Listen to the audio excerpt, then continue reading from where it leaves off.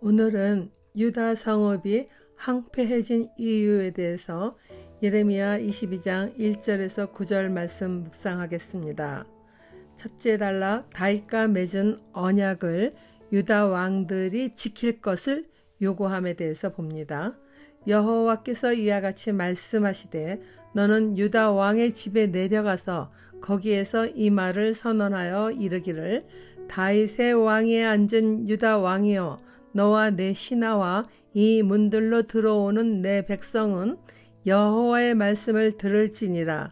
여호와께서 이와 같이 말씀하시되 너희가 정의와 공의를 행하여 탈취당한 자를 압박하는 자의 손에서 건지고 이방인과 고아와 가부를 압제하거나 학대하지 말며 이곳에서 무죄한 피를 흘리지 말라. 너희가 참으로 이 말을 준행하면 다윗의 왕위에 앉을 왕들과 신하들과 백성이 병거와 말을 타고 이 집 문으로 들어오게 되리라. 그러나 너희가 이 말을 듣지 아니하면 내가 나를 두고 맹세하노니 이 집이 황폐하리라. 여호와의 말씀이니라.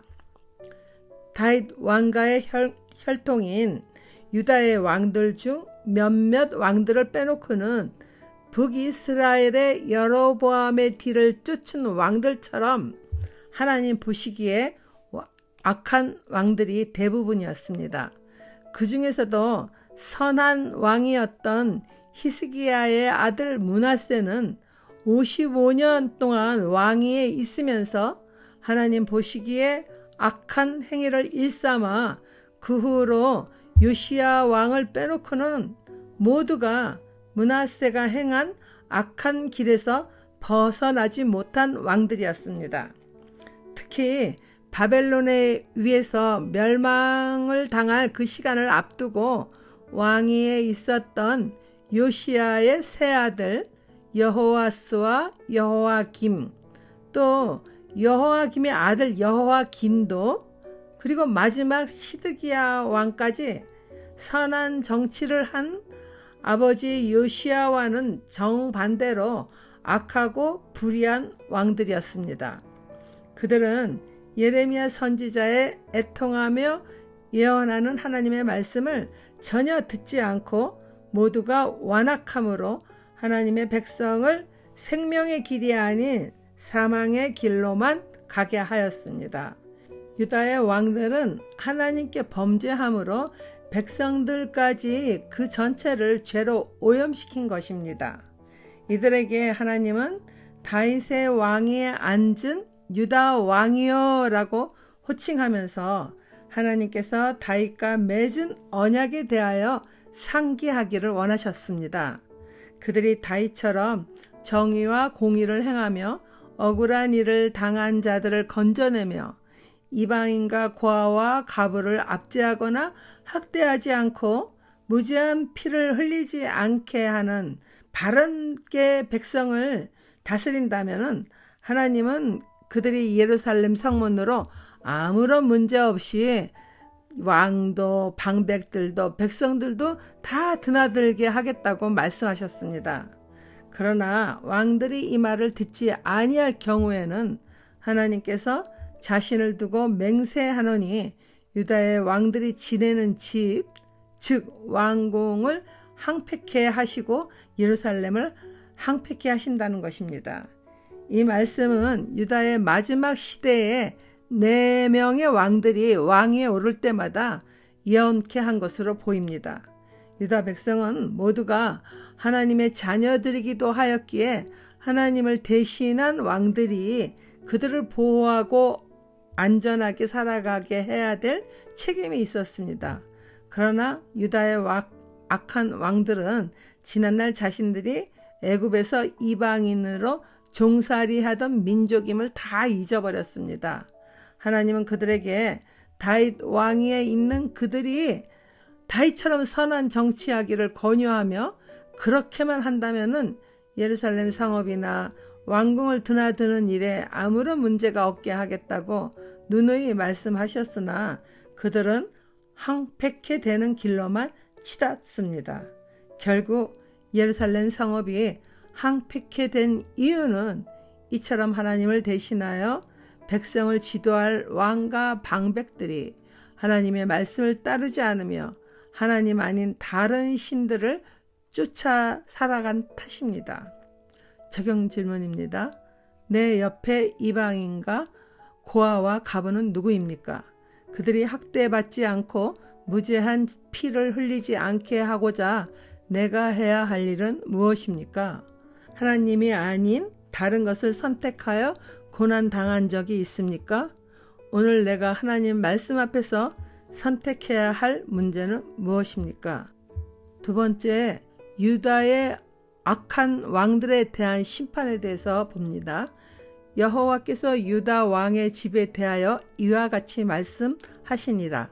내가 내게 길르앗 같고 레바논의 머리이나 내가 반드시 너로 광야와 주민이 없는 성읍을 만들 것이라. 내가 너를 파멸할 자를 준비하리니 그들이 각기 손에 무기를 가지고 내 아름다운 백향목을 찍어 불에 던지리라. 여러 민족들이 이 성읍으로 지나가며 서로 말하기를 여호와가 이 큰 성읍에 이같이 행함은 어찌 됨인고 하겠고, 그들이 대답하기는 이는 그들이 자기 하나님 여호와의 언약을 버리고 다른 신들에게 절하고 그를 섬긴 까닭이라 하셨다 할지니라. 하나님의 말씀을 듣지 않은 유다의 왕들에게 그 결과가 어떻게 될지를 하나님은 계속해서 지금 말씀하십니다. 길르앗과 레바논은 숲이 울창한 곳으로 좋은 목재들의 생산지였다고 합니다. 솔로몬 왕은 두로의 히람 왕으로 인해서 백향목과 잣나무 등 솔로몬이 원하는 대로 그렇게 제공받았어요. 그래서 레바논의 나무와 백향목으로 왕궁을 13년 동안이나 건축하였죠. 이와 같이 지어진 예루살렘 왕궁이 기름지며 울창한 숲이 많은 아름다운 길르앗이나 레바논 같을지라도 그곳에 살고 있는 유다의 왕들이 하나님께 불순종함으로 그것을 광야처럼 주민이 없는 황폐한 성읍처럼 만들겠다고 하십니다. 하나님께서 직접 그들이 살고 있는 예루살렘을 파멸시킬 자들을 준비하신대요. 그들의 손에 무기를 들려서 예루살렘 왕궁과 성읍을 불에 던져지게 만든다는 것이죠. 그렇게 불에 타 항모하게 된 성읍을 보며 열방의 여러 민족들이 서로 말하기를 여호와가 이 큰 성읍을 이같이 행하심이 어찌 된 일인가 하고 묻고는 또 서로 대답하기를 그들이 자기 하나님 여호와의 언약을 버리고 다른 신들에게 절하고 그 신들을 섬긴 까닭이 아니겠느냐 하고 그렇게 말한다는 것입니다. 예루살렘이 불타 황무케 된 것에 대하여 이방 사람들도 그 이유를 다 아는데 유다의 왕들은 하나님께서 예언을 그렇게 많이 지속하셨는데도 불구하고 듣지도 않고 믿지도 않은 탓으로 이방 나라 사람들에게 조롱을 당하는 그런 심판을 받게 될 것이라 하는 것입니다. 오늘을 살아가는 우리들 역시 하나님을 믿는다 하면서 하나님의 말씀인 성경 말씀은 무시한 채 자신의 생각과 뜻대로만 살아간다면 세상 사람들로부터 무시와 지탄 그리고 경멸당하면서 인생이 황폐케 될 것입니다. 오직 하나님의 말씀을 지켜 살아갈 때 세상에 살아계신 하나님의 존재를 더 많은 사람들에게 전하며 영적 충만함으로 풍성한 기쁨을 누리며 살아가게 되는 것이죠. 적용 질문입니다. 하나님의 말씀을 무시하거나 불순종하여 나의 삶이 황폐케 된 적이 있습니까? 기도하겠습니다.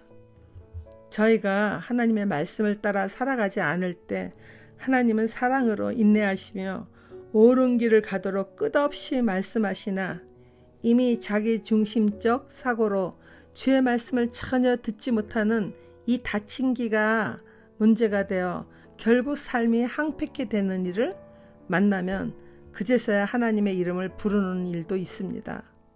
이처럼 황폐케 되는 돌이킬 수 없는 시간까지 어리석음에 빠져 있지 않게 하여 주시기를 간구합니다. 날마다 성경을 상고하며 기도로 주님과 교통하는 일에 게으르지 않아 성령께서의 도우심으로 말미암아 주께 영광을 돌리는 삶을 살아갈 수 있도록 우리 주 예수 그리스도의 이름으로 간절히 기도드립니다. 아멘.